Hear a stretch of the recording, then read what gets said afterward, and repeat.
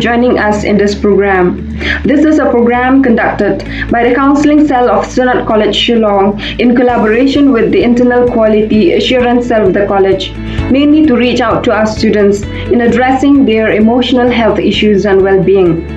We are living in unprecedented times with the ongoing developing of the coronavirus crisis worldwide. Students are one of the many groups of people being affected by this pandemic. Educational institutions are being closed down. Students are being advised to stay at home, but to continue with the learning process in one way or the other. It has really been a tough transition for our students. The scale and unpredictability of this global event may bring up experiences of uncertainty and may evoke feelings of fear, confusion, frustration, and worry among our students. Our students from the college have approached the counseling cell with questions relating to these issues. And to answer to all these queries, we are so fortunate to be joined online by Dr. Charles Joseph. He is an alumnus of the renowned Christian Medical College and Hospital Vellore.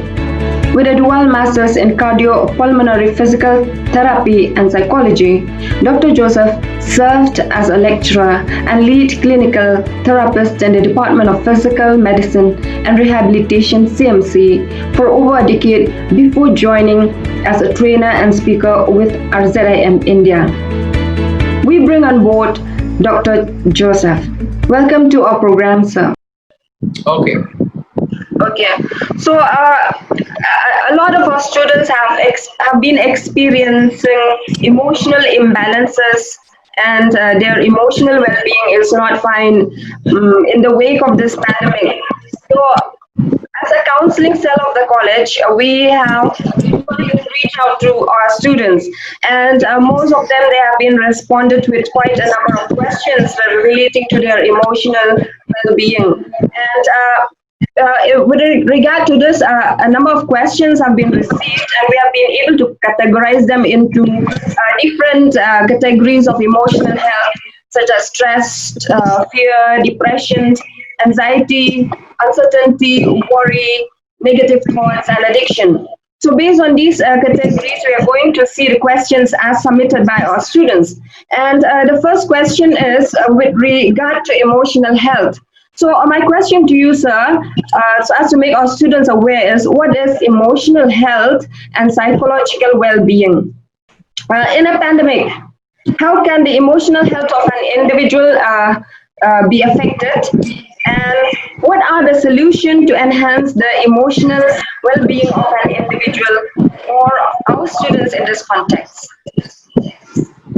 Right. So thank you so much, Dr. Ria, and thank you for doing this on behalf of the counseling cell of Synod College. I'm grateful to be a part of this conversation, and I'm quite surprised about the overwhelming response that you have had for the questionnaire you sent out and the number of questions that have come from the students.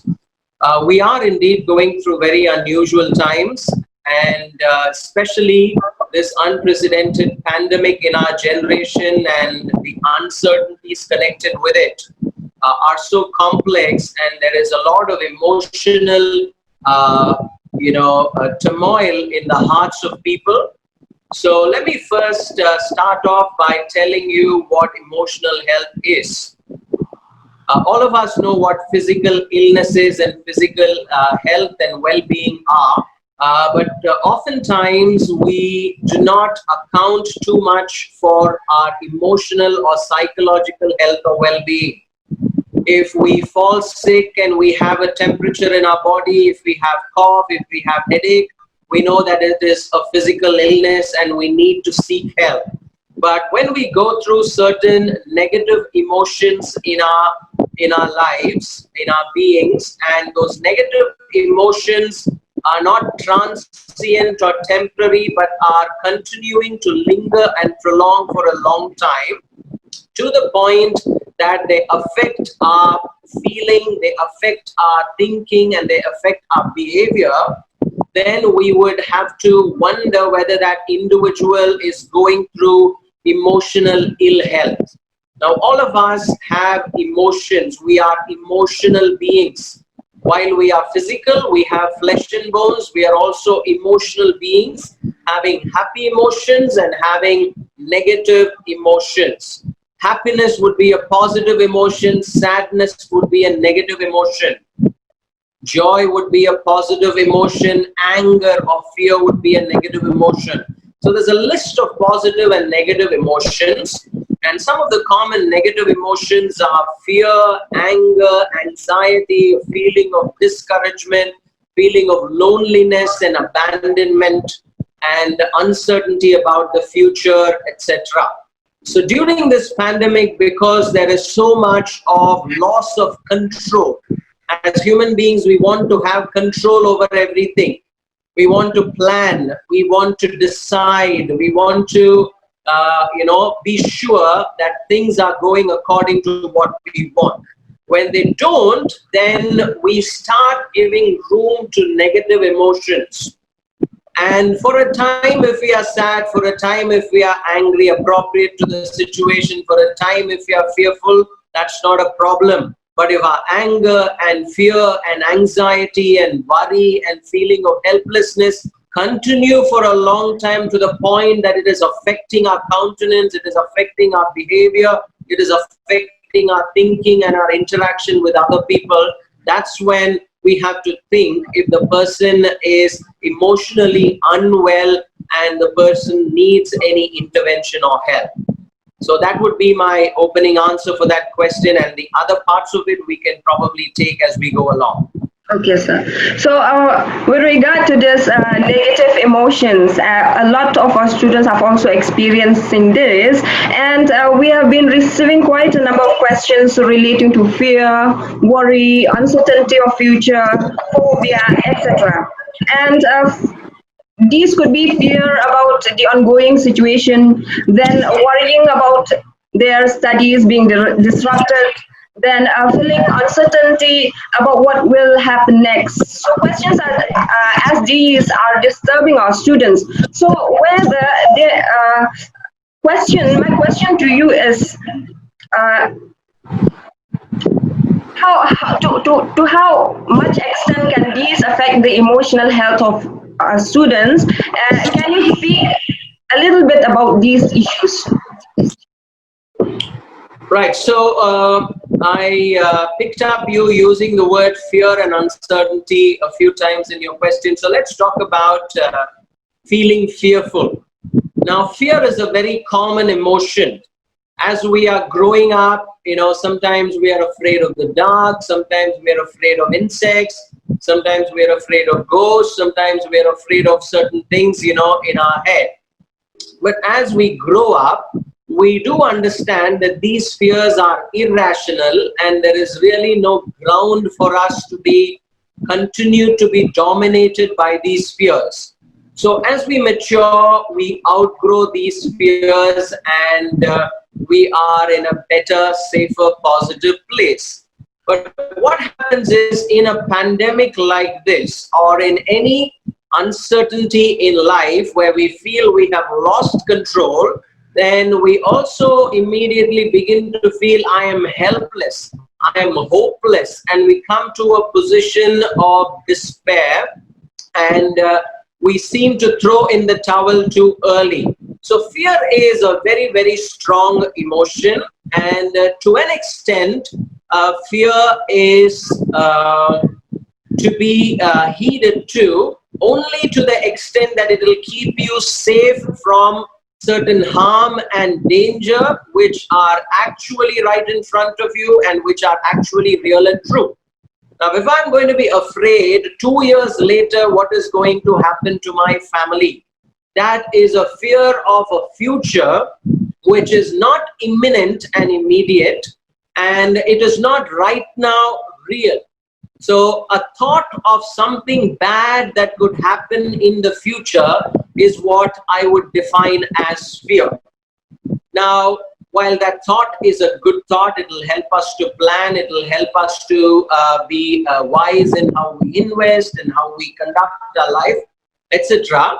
If you're all the time going to be, preoccupied with what is going to happen in the far future, And these things may not even be true things. These things may not even be real things. There won't be any basis for why we need to actually give them so much weight. But my mind is refusing to shut down. And my mind is constantly thinking and saying, what if this happens? What if that happens? What if this does not happen? What if that does not happen? These what if thoughts, these unreal what if thoughts, the speculations about a distant, unreal future outcome of a problem is what is fear. So we need to, first of all, try to find out, is what my mind thinking about the future actually real, and what are the chances that it will come to be. The second thing is we have to calm down and say, how distant is it in the future that this particular thing is going to affect me? And what are the odds that it will affect me? Now that I am thinking that these are things that could affect me, what are some of the things that I could wisely plan in my own life that will prevent me from encountering those things when I reach that point after, say, 2 years? So we have to be very practical, and we have to start being very rational and think through these issues in a practical way. Only if we do that will we be able to put a check to such feelings that are oftentimes very imaginary and really do not actually pan out in our own lives. Okay, sir. The next question is with regard to stress. Now, stress has been another thing which has impact and has affect us teachers as well as all students. So, sir, can you tell us something about stress? Is it okay for us to experience some kind of stress in our lives? Right. The word stress is very commonly used these days. Everybody says, I'm stressed out, and it's become a very common word. Oftentimes, we don't understand the meaning and the depth of this word. While all of us think stress is a bad thing, psychology tells us there is a stress called eustress, EU stress, which is a kind of a stress that helps us perform better and deliver better in the task that we are required to. Let's say, for example, I give a public talk, and chances are that even if I am very experienced for many, many years, and I'm very thorough about the subject at hand, and I'm very confident with the content that I have prepared, there is a chance that for me, before I go and hit the stage, for some level of stress to kind of, be in my system, which is not at all bad. In fact, it helps me to prepare well, it helps me to practice well, it helps me to deliver well.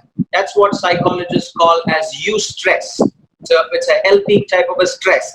But if this eustress becomes too much, and I start becoming nervous, my palms become sweaty, I have butterflies in my tummy, I'm feeling a little dizzy, and I'm feeling unwell, I feel like throwing up, and these are extreme reactions to a stressful situation. Now, depending on how we are built, how resilient we are, how we have learned from past experiences and become strong, what our circumstances in life have been, how affirmed are we in the task that we are asked to carry out, how much of bullying has happened to you earlier when you attempted public talk and it didn't come out well and people laughed at you. All of these things will play in your mind and your heart. And therefore, it will translate as stress. People can really get very jittery and very nervous to the point of not showing up for a particular event. So it is at this time that stress would be called as having crossed the normal limit or the healthy limit.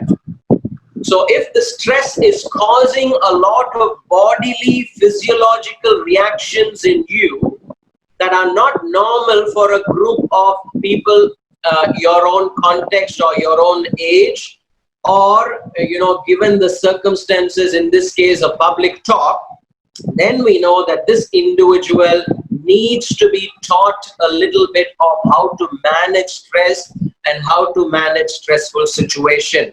So there is a healthy kind of a stress.